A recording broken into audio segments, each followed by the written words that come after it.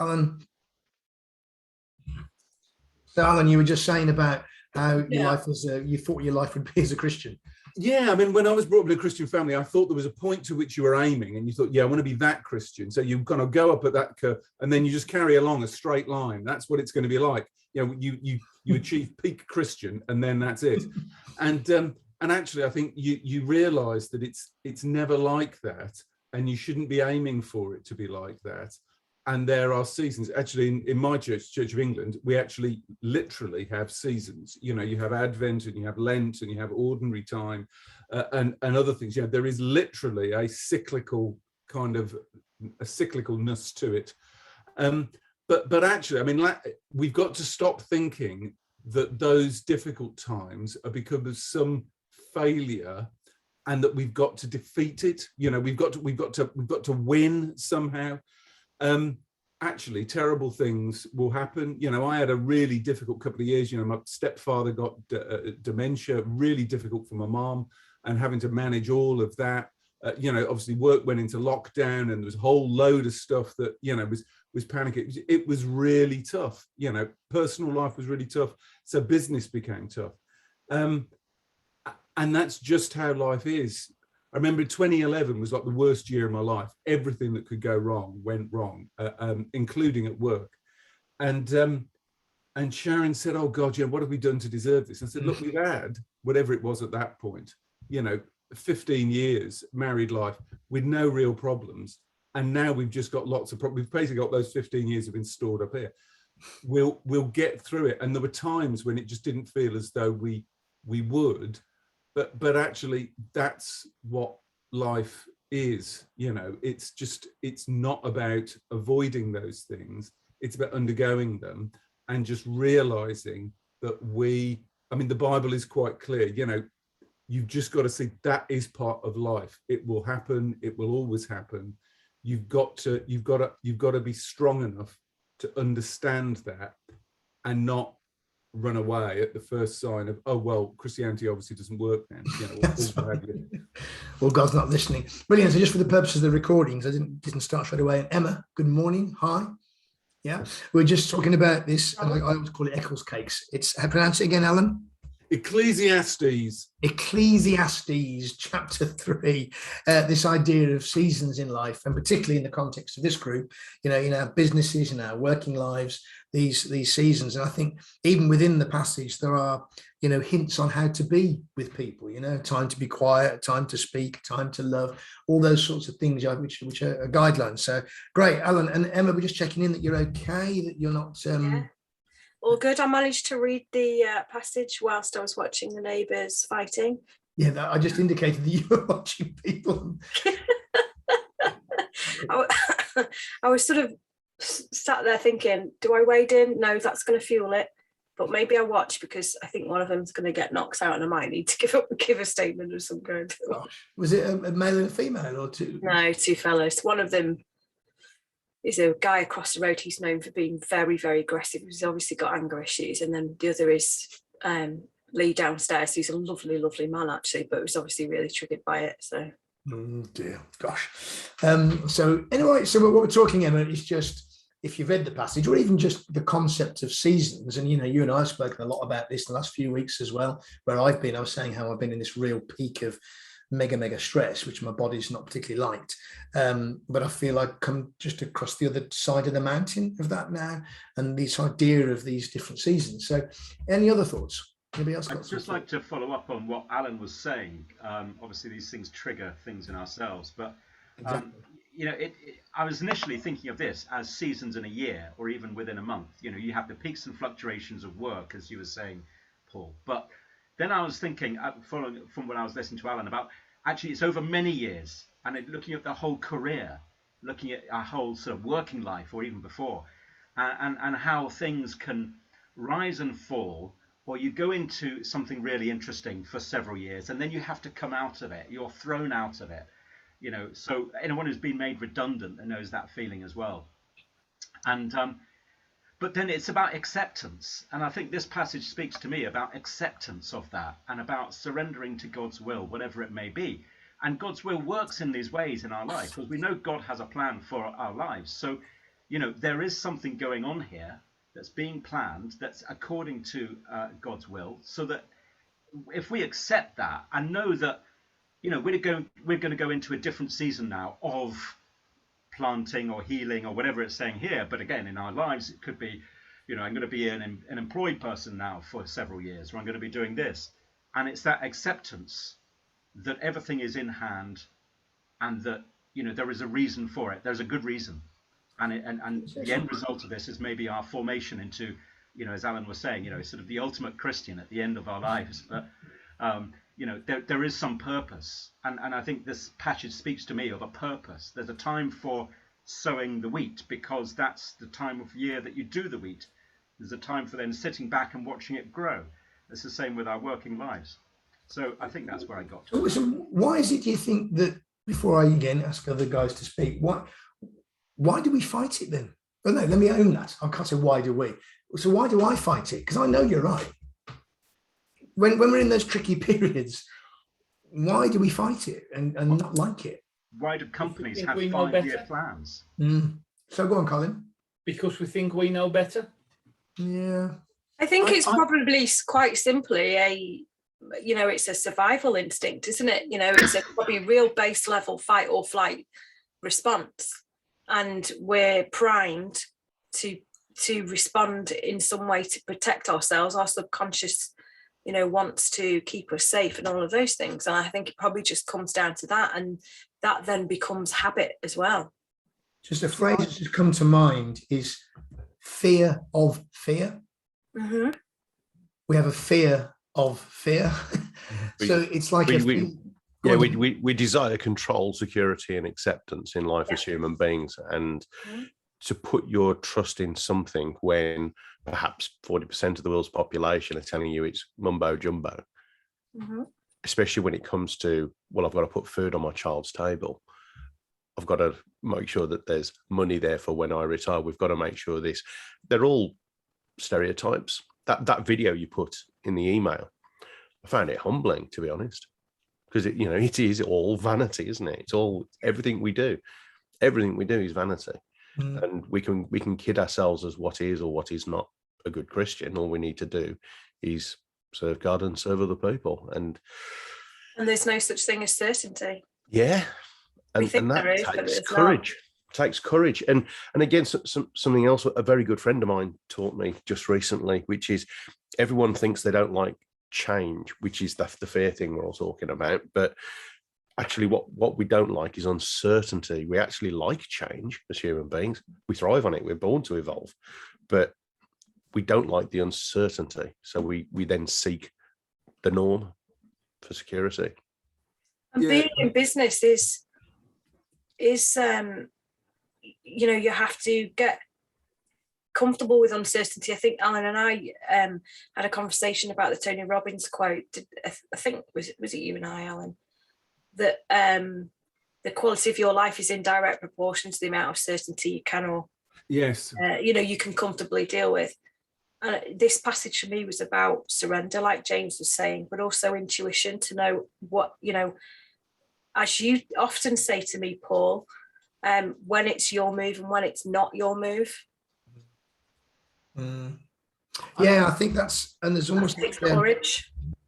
Is it a skill or is it a gift? This word of discernment is being able to discern when God is at work, even when it feels uncertain and uncomfortable. And that's when faith steps in, is we have to believe that when we're going, it's so hard though, isn't it? When you're going through a difficult period, and that could be a fallow period in business, no income coming in, no clients calling you, or the opposite of that, which is where I've been, which is too much and you're overloaded and you're burning out. Both of those, the outcome is often the same. It's this feeling of overwhelm either because there's too much to be done, or overwhelm that there's nothing happening. And I'm overwhelmed with the uncertainty. So is that when our faith kicks in and we have to just sort of keep turning back? That's what I do anyway. I just turn back to God and say, I'm just giving it back to you. I'm just trusting you.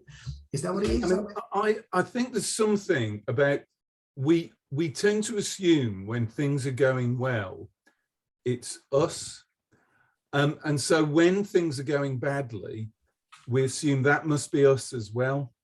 I think that when things go badly, or when we're really struggling, we think, I can't accept God's help here, and that it's not my responsibility, without also accepting that the success isn't necessarily solely down to me. It kind of disempowers us a bit. And so I think there's a tendency to think, when things are going well, this is all about me. And then when things are going badly, well, this must be all about me as well. And actually, I think what the Bible is saying, that's all vanity. Yeah, it's just vain to think that it's all about you. There's a degree of luck and there's a degree of divine intervention. And just a point I would make in answer to your question, your question, Paul, I think I've said this here before, people often talk about the opposite of faith being doubt, and it's not. The opposite of faith is certainty, because if you have certainty, you don't need faith. And a lot of what we try and do is give ourselves certainty to say, I know things can't go wrong.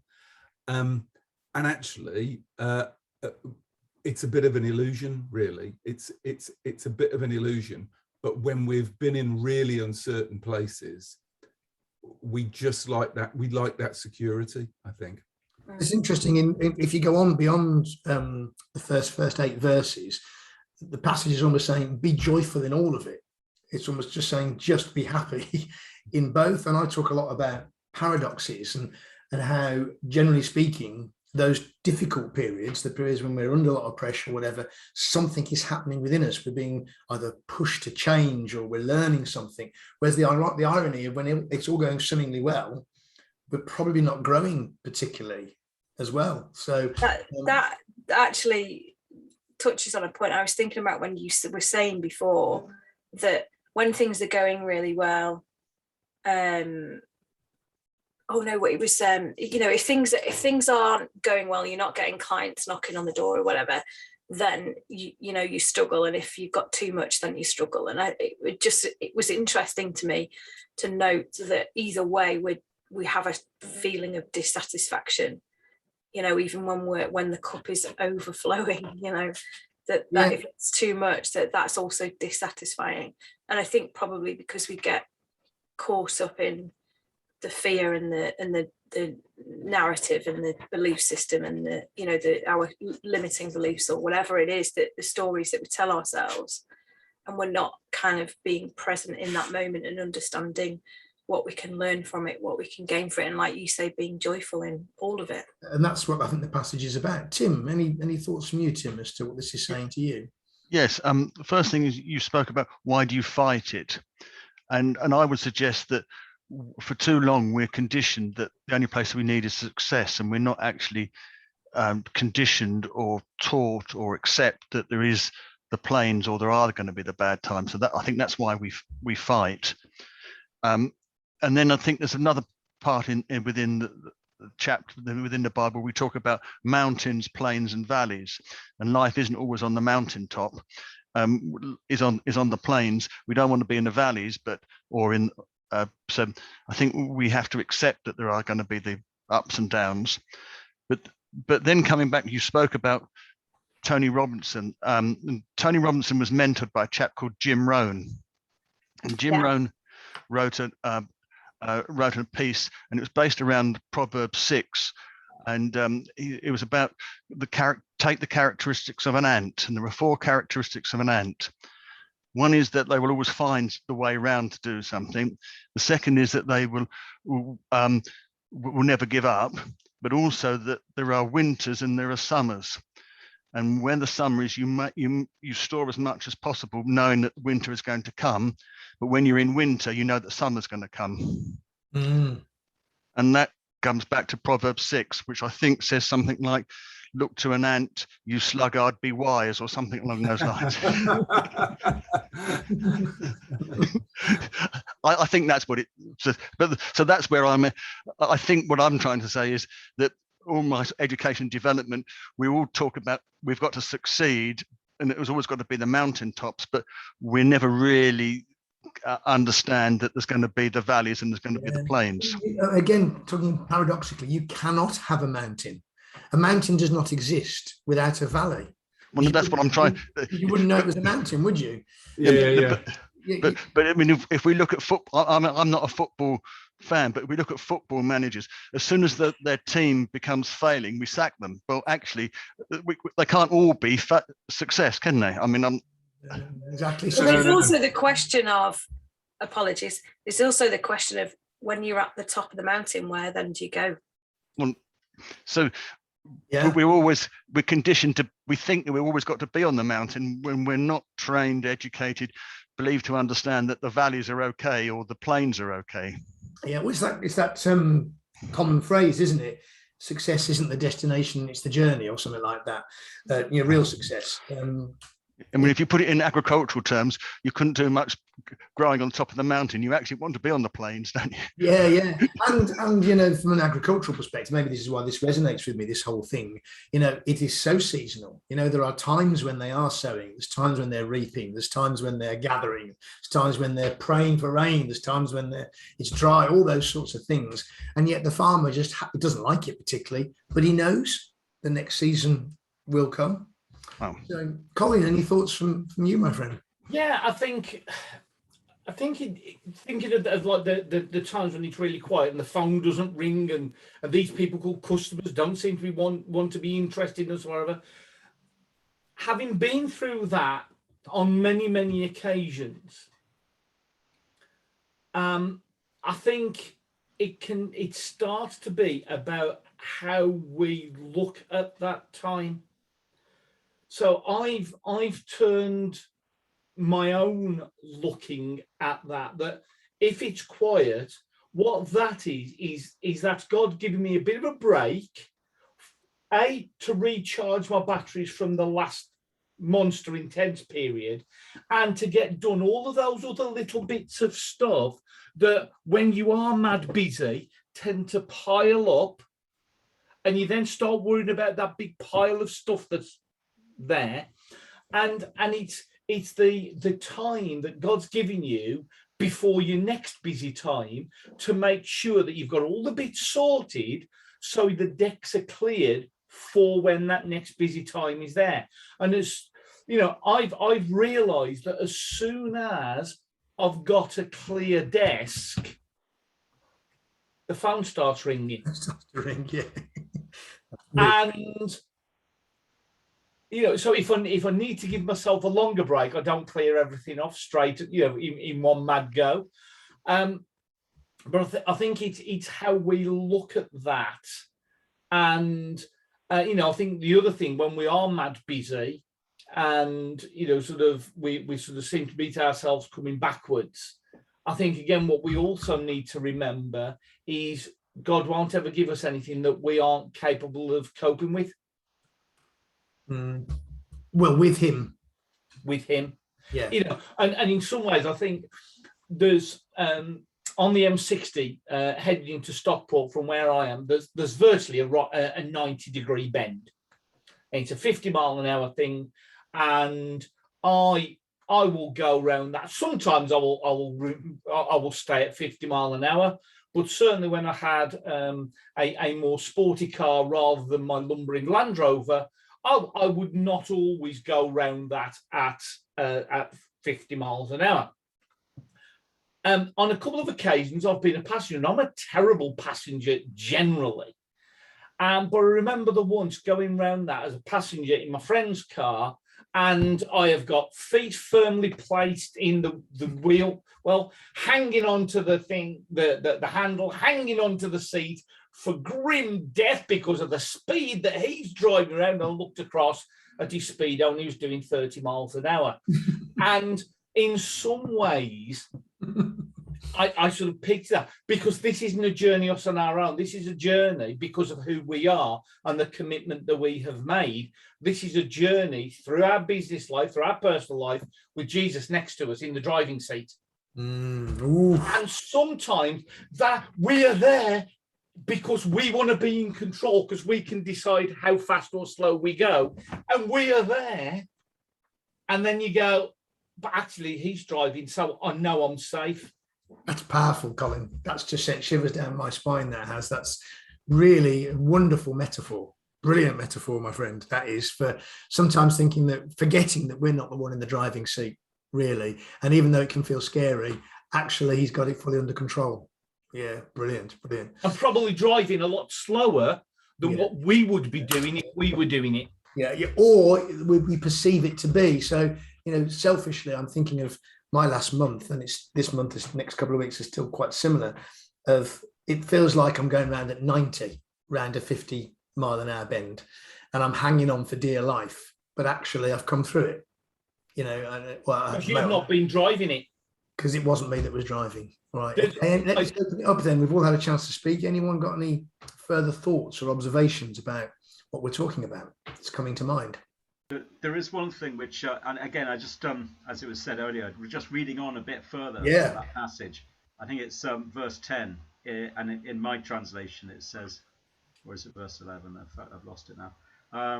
Oh yeah, so he made everything in its own time, but he also set eternity in their hearts, although man is not able to embrace the work of God from the beginning to the end. So it's about, for me, that word embrace, what God, the work of God is knowing or understanding how God operates. And again, it's that, you can see the driver. If you're the passenger in a car, to take Colin's metaphor, you can see the driver, what they're doing and how they're doing it. You can judge their ability. But with God, of course, we can't see in that sense what's happening. So there's an awful lot of trust. And Paul, you mentioned trust earlier. Mm. And then finally, there's this bit, I think it goes down later, and in 12 it says, I know that there is nothing better for him to do than to seek pleasure and well-being during his life. To eat, drink, and find satisfaction in his work is a gift from God. Maybe it's telling us that we should sometimes relax, enjoy ourselves, reap the benefits of our work, and celebrate, and not be too concerned about the next work coming in. Cool. Anybody else got any further thoughts? Go on then, Emma. I've just had a prompt on my phone, an affirmation that's come up today that says, I am a gentle witness to my negative feelings and choose again. That seemed quite significant. I think there's, something that I try and do is, create a presence of mind when I'm going through those stressful times and almost observe it. And I managed to learn a lot more from it by doing that. It's sort of almost standing separate to it and experiencing or understanding that the fact that as a human being we're experiencing these things for a reason, because at some level we've chosen to do it, but also that you can take some of that control back in the uncontrollable, uncertain times by choosing how you see it and how you respond. Alan, just before you say anything, just to pick up on that. So how, and I'm asking everyone this really, when we're in, and this is selfish again because it's where I've been, but when you're right in the middle of that maelstrom of intensity, people often talk about being present, just being present in the moment and not going forward. But how do you unlock the understanding that it's going to be okay? When you're right in the middle and you're trying to be present with what's going on, there's almost a contradiction in my head here of, you're supposed to be present just with where we are and trust, but how can you reach out almost and go, but beyond this, it's going to be okay? Does that make sense? Even the question, how do we get out of our own heads into it's going to be okay? Therein lies the DNA of faith, surely. Yeah, I mean, I think there's something. I think there's something there about understanding what is driving you. And someone once said to me, you shouldn't project your own neuroses onto other people, and also, you shouldn't make other victims out of your victimhood. And I thought both of those things were quite, they hit me quite hard, and I often refer back to them, because I think when we find ourselves in say a situation where we're thinking, God, I don't want to be in this position, why am I here? Again, we often tend to look around and say, how have you let this happen? Or, what's gone wrong? Rather than actually looking at ourselves and thinking, You know, why have I done this? I mean, just in your position, this is COD psychology, Paul, so feel free to completely ignore any of it. I mean, you've been quite open about the fact that a few years ago, you know, you were bankrupt. You know, you really did have no work coming in, and no, you know, it was a really bad thing. I can understand from that perspective, if people are then coming up and offering you work, to just turn around and say, Jesus, yes, please, yes, you know, because you've just got to get that work. You know, you almost feel like you're catching up for the lost time that you've got to make up for in this time. You know, it's trying to get as far away from that as possible.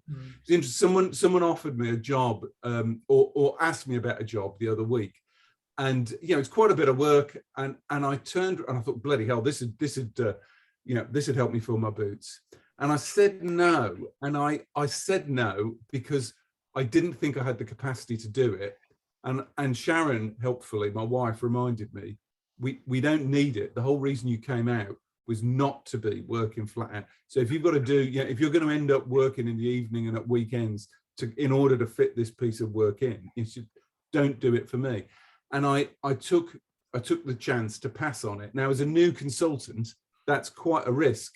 Right. I just felt, actually, what is it in me that makes me feel I have to do that piece of work when there's no compelling financial reason for me to do it, because I've got enough. And that parable about the barns, you know, I'm fine, you know, I'm fine. I don't need that. I probably wouldn't do it very well. It's great that someone's thought that, you know, they need me to do it. But actually having the courage to say, why do I, you know, what is it that in me that is stopping me from turning around and saying, actually, you know what, I'm going to pass this to somebody else. Well, Dave's put a word in the chat, and I think it links in with what you're saying. Almost. The question is, you know, Dave, you put the word purpose in, didn't you? Yeah, what you described beautifully was that 1970s office wall poster that when you're up to your backside in alligators, it's hard to remind yourself that the original plan was to drain the swamp. So, because sometimes we get so caught up in the goal, and here's someone who makes his career out of teaching people how to set goals.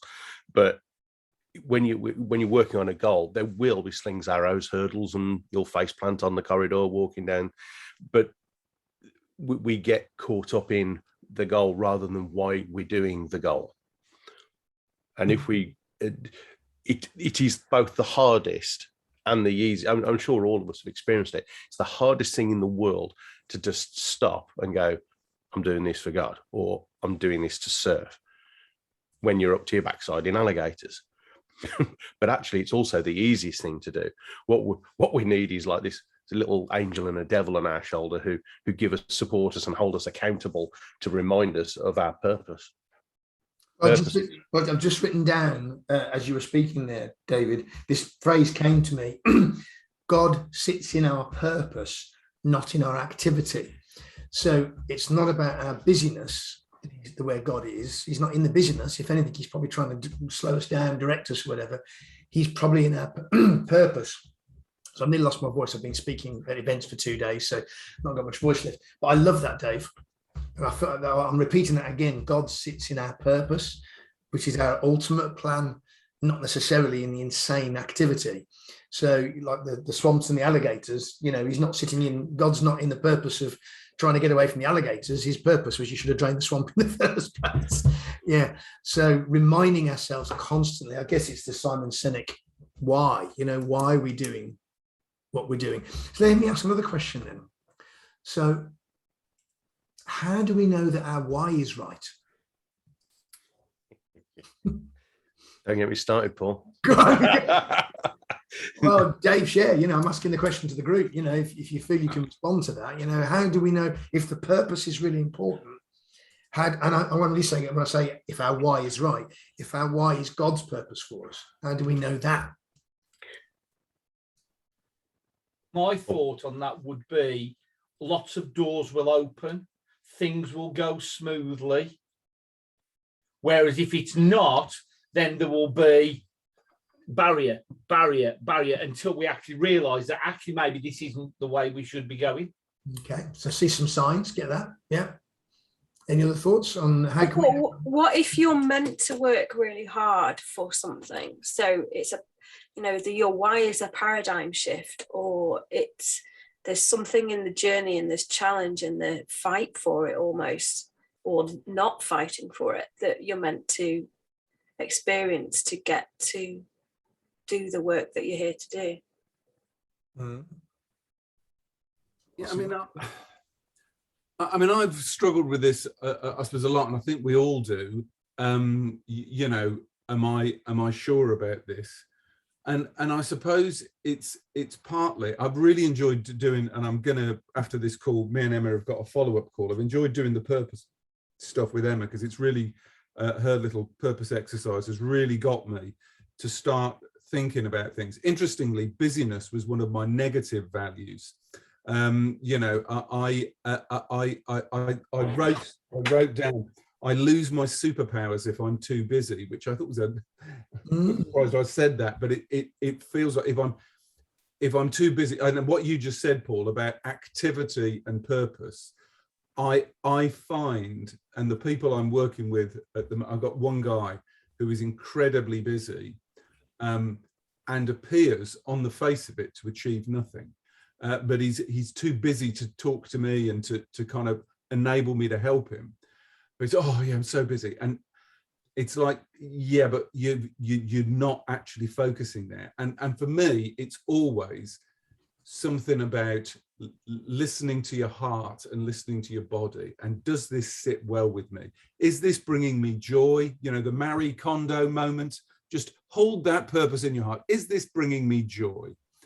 Or is it making me feel weighed down? And I think it was the guy who founded the Jesuits, whose name is Saint Ignatius of Loyola, you know, did that. You know, why did he give up huge riches to set up the Jesuits?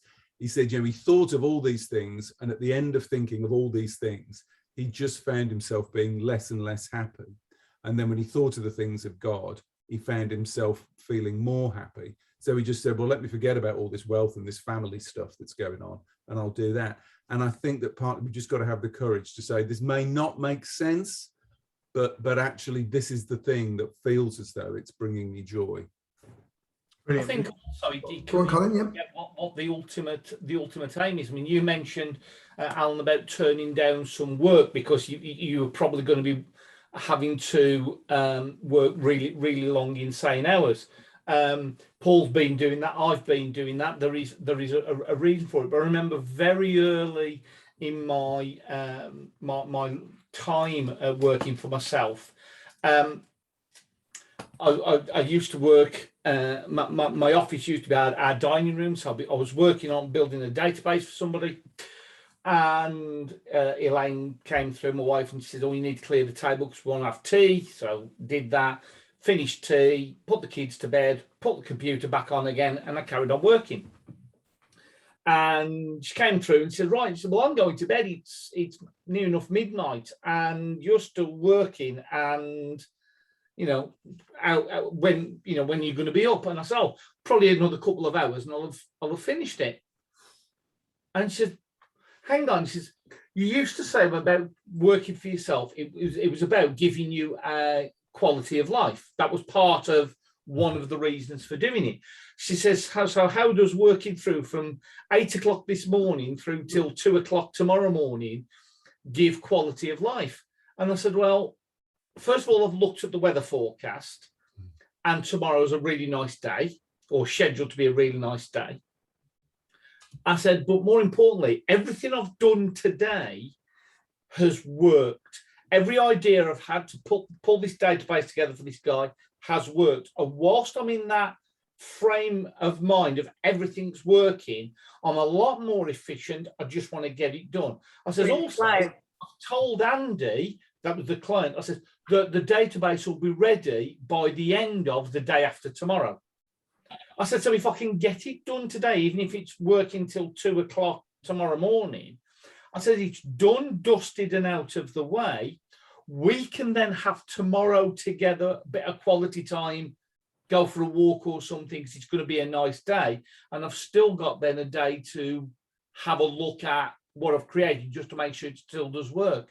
And she went, all right, I now get it. And I think sometimes we will pick up a piece of work, whether it's a short one or a long piece of work, and there are reasons, other than trying to put money in the bank necessarily, there are reasons why, although it might initially appear to be against what we set out our business to do. And I remember, Paul, with yourself on more than one ambassadors mastermind day, where we were trying to help you and you were asking for help about being less insanely busy than you were. Yeah, I haven't fixed that yet.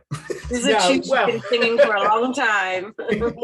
but you know, so and you know, sometimes it's a case of, but is that you are insanely busy and you don't understand why you're insanely busy and you can't see what that purpose is, or have you got a purpose? Is there a good, sound, logical reason that you say, right, I'm going to do this, it's going to be an intense piece of work, but the green field that I can see, or the nice weather that I can see when this is done, means I can do this. And that might be, I can then take a blob of money that I've been paid for that piece of work and do something more useful with it. This is really helpful. And I don't know why I'm in my head, David. I need to ask you. I think you've got something to add to this, and particularly around the purpose bit. So God's telling me I need to get you to speak. But just before you do, I just want to share this phrase that we hear. That it was in a book I read recently, and it really landed with me. It was this: so many of us in self-employment work 80 hours a week for ourselves to avoid working 40 hours a week for somebody else. And we've got to be careful, therefore. And I'm going to summarize, obviously, as I always do before the end, but I love this idea of I lose my superpowers in busyness, Alan. And I was thinking about all the farmers we met the last few days, Emma. You know, that is the trouble we've got with the industry. It thinks it's doing right, but everybody is super busy and they're losing their power. But David, I'm just interested to hear what your perspective is on this. I sense you've got something to add. Well, sorry, you probably saw me grinning because my infantile, childish, immature nature immediately went to a cartoon postcard I've got in my downstairs toilet of a cow reading the news on the television. And he says, and this news just in, apparently the grass really is greener on the other side. What everyone was talking about there absolutely beautifully in a human way sums up what Professor Adrian Furnham, one of the Europe's leading business psychologists, talks about, which is a purpose is both your core values and your insecurities. Most people ever focus on their values and see insecurities as a weakness. He says, if you are courageous enough to try and fix your insecurities, your doubts, your fears, then all power to you. But most people, especially British people, won't. So we may as well accept that this is part of who we are. Maybe it's God's will that this is who we are as a person. Like Emma was saying, maybe it's part of our journey. And if we do things where our values are met, but our insecurities are satisfied, life gets easy. Yeah. And all the time we're fighting our insecurities because we don't allow them to be part of our decision-making process. And maybe if we just say to God, is this right for me to be doing? So Paul, with the best one in the world, you could come into my business and I'm 100% certain, I'm 100% certain everybody in this room could improve my processes and systems. But, Paul, everyone here is probably just saying, well, Paul, just say no. But that's easy for us to say. Don't you worry, David. I'm working on him on this one. All Paul has to do is say no. That's easy for us to say. I mean, this is again therapeutically. This has been a fantastic session because it came out of I admitted at the beginning it was a selfish thing. I was thinking, what do I need to talk about? When I talked about this seasons, it just really resonated with me that I've been in this season and still am actually in a season of real intensity. But there's so much coming out of this, which is, if we're not learning the lesson that God wants us to learn as well, will he keep that intensity on? So if the idea of intense times in our businesses are to teach us, as you just said, to say no sometimes, if we're not saying no, then maybe God keeps the intensity on, and he'll just, and using your metaphor, Colin, he'll take us around the next bend at 60 miles an hour until we get the message, you know. And then if you're not, okay, look, I'll take you around at 80. Do you get the idea? I think sometimes God will turn up the intensity almost if we're not getting the message, that this idea of this insecurities. And I know Emma was talking to me about, and I haven't done it this way, when we talk about values in business, particularly, we then don't talk about the opposite of that, almost of, as you say, what's the insecurity, what's the negative value you're trying to avoid. And I think that's, go on, David. Yeah, I've got to shoot, mate, sorry. No, brilliant. Listen, thank you so much for being a part of it, David. It's been a real pleasure to have you. God bless you all. David. Really, really learned a lot. Thank you for your help, everyone. Brilliant, thank you. So yeah, that sort of intensity, and I love this. How do you describe it, Emma, the work you're doing with values and stuff, where you look at your negative value? Yeah, I need to give it a better name, but at the moment I call it a value system. And maybe Alan can help me name it after he's experienced it. But yeah, I help people establish the highest values, but also the lowest values, and I draw that out with a particular process, and then help them understand how to get what the parameters are and rules around living their highest values and making those as easy as possible, and making the lowest ones as difficult as possible, because subconsciously we're wired to do the complete opposite, and that's why we end up with lives that are full of stuff that we don't want. Because I think this passage, again, if I was to read it like this, there's a time for just the good stuff. There's a time for activity. There's a time to be born. There's a time to plant. There's a time to kill. There's a time to build up. There's a time to laugh. There's a time to dance. There's a time to gather stories. It's completely unbalanced, isn't it? And I think what this passage is telling us is God knows there's a balance, and we have to look at both sides, both the positives, and there is a time to be busy. But if that's all we are, we can lose our power. If we don't give ourselves balance, then God will give it to us. There has to be this, make us have it. It's almost like there has to be a season. Yeah, and fascinating. Right, and Tim, any further thoughts? No, just absorbing all. Yeah, cool. Anyone else want to add anything else? Any other further thoughts about how this sort of idea of seasons affects our businesses, and we've moved into purpose and values? Anything else? I thought there was one thing that just came prompting to me, really, which is about sometimes there's a time to, you've just said there's a time to kill. And you think, oh, good grief, surely not. And I was having a meeting with someone. Obviously, you kind of network with a few people, and you're just trying to establish whether something might come through somebody else and all the rest of it. And I had a meeting with someone who's self-employed, and we were just talking about what we did, and her phone kept ringing, and I said, look, if you need to get that, it's fine. And she went, no, I don't want to talk to them. And we got into a conversation of why she didn't want to talk to them, it was actually one of her clients. So it was someone who was paying her to talk to them. And she was really struggling with this piece of work. And she said, but I don't want to say no. They were the first person to give me a job when I set up. And I don't like saying no to them. But, I'm really struggling with this piece of work. And, we got through the conversation, and I suppose there were two things I took from it, just to cut to the chase.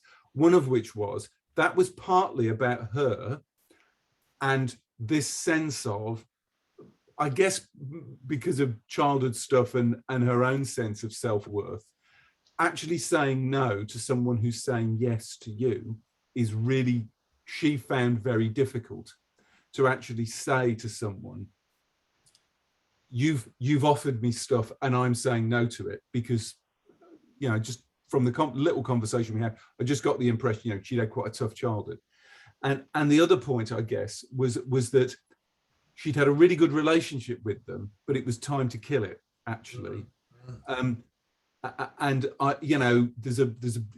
sometimes you just got to say, this is what it is, and you've got to know when it's time to walk away and say, that season is over now and I'm moving into this season. So yes, you gave me my first piece of work and I'll always be grateful for it, but I can't do that piece of work that you're asking me to do, because that's just not my skill set. My heart isn't in it. I don't have the capacity. And your business has just changed beyond all recognition to what I was working with. And I just, you know, and Really I've got to kill it. I've got to kill it. I've got to kill that relationship. Yeah. And I don't know whether she did actually, but she said, when we finish this call, I'm going to phone her up and say, you know, I think it's time for us to move. Well, I was telling Emma about a particular client, and that's resonated massively with me, Alan. And I think that concept of killing, when you read the passage, a time to kill and a time to heal, there's we tend to use the word kill I do in my mind as killing another human being, you know. Yeah. Whereas actually it's quite a strong word to kill, but there is a time to close down a relationship, to say no to a customer. And I love that phrase, saying no to someone who's saying yes to you is quite hard. And I had that this week. Someone was ringing me wanting for some help. And I'm saying, but I don't think I can help you. This is one of my first early clients, and partly because he's not listening. And I'm thinking I probably need to kill that relationship. I think that's for all of us, that's really powerful, you know. And for me, certainly going forward in my business, I probably need to kill off some relationships to create some space for some new ones. But there's also sometimes some killing off of parts of your business, or business models or systems or ways of doing things that I don't suit anymore. Tim, you've been through that, haven't you? I think what I'm going to say in agricultural terms, I think it's called pruning. Yeah, exactly. Yeah. Well, Pollarding. I spoke extensively at the YMCA. We had a prayer meeting at YMCA, and I used the whole, it's John, I think, passage in John about pruning. Yes, absolutely. There is a time to kill. So let me summarize. We've got a couple of minutes left. Just some of the things that you've all said that I think have been really powerful. So for the benefit of the recording, really, for people that want to just wind forward to the key things. Now, lots of things have come out. The things that have struck me, if I missed something that you think has really struck you, do say so at the end. But I loved when you talked about, I think it was you, Alan, said the opposite. People think the opposite of faith is doubt. Yeah. Actually, the opposite of faith is certainty. Yeah. And that most of us are yearning for certainty. And if we haven't got it, that's when we need our faith. I like your little phrase. I don't know what the context was, Emma, but the DNA of faith, almost. Therein lies the DNA of faith. Is like, you know, when you are uncertain and you turn to God. I mean, that's perfect. I love the phrase, God sits in our purpose, not in our activity. So he's there always looking at what we're trying to achieve and what wants us to achieve, but we can get stuck in our activity rather than our purpose. I lose my superpowers in busyness. That is so applicable for my farming sector. It really is. I'm going to be using that. That was a phrase from you, Alan. Your phrase, Emma, which we didn't actually talk about, but I know it was described almost in some of the conversation, is to do what feeds us. Ask our question, does this feed me? And if it doesn't, do we kill it? You know, is that something we need to and maybe even, does this heal me as well as does this feed me? You know, Alan, you've been through an interesting last 12 months, you know, you're now hopefully doing work that is healing maybe some of the pain that you've been through in those 2 or 3 years you were describing to us, you know. So some pieces of work we get can heal us. It can heal us financially. It can heal us emotionally, heal us spiritually. So do what feeds me. And I think Dave was saying, and Emma, your piece of work around values is our purpose is made up of our core values and our insecurities. God will use both of those. He just doesn't use just one. That's what this passage is about again, isn't it? God's not just going to use our values. He's also going to use our insecurities for his purpose and our purpose. And saying no to someone who's saying yes to you is hard, but that actually could be one of the most important pieces of pruning or killing off that we're actually doing. And everything that we've talked therefore is about these two sides of a coin. You know, isn't it? It's just, we live in a world of duality. There's just two sides to everything. So anyone got any further thoughts that I haven't, anything that's landed with somebody that I've not mentioned? Don't forget, we aren't the ones driving the car. Yeah, yes. We're not, yeah, that was a great metaphor. The fact that when you're hanging on thinking, whoa, it's going too fast, Jesus is sitting with his arm on the rest, just, what are you worried about? What are you doing 30, Colin? What are you worried about? And you're going, oh my God, this feels scary. Great analogy. Brilliant. Well, it's 10 o'clock according to my little clock. and I always think it's important to keep to time, because I'm sure as business people you've got appointments and stuff, and I know you've got a busy day, Emma. So so has that been helpful? Yeah. Always a little hour of God context in business, I think is great for all of us. Just to let you know, and again, I'm being hung by my tongue in a number of areas. 2022, I'm going to look to do something with this group. I want to build it. God is positioning me to create some space potentially in my life, but this is something I'm feeling I need to grow and push. I don't know how yet. I'll see what God says about that. But thank you for being part of it. Right, God bless you all. Have a great week, month, and I'll hopefully not confuse people with the links next time. God bless. Have a good weekend, everyone. Yeah. We'll see you in half an hour, Emma. Yes, you will. Take it easy. Bye-bye. Bye. Bye.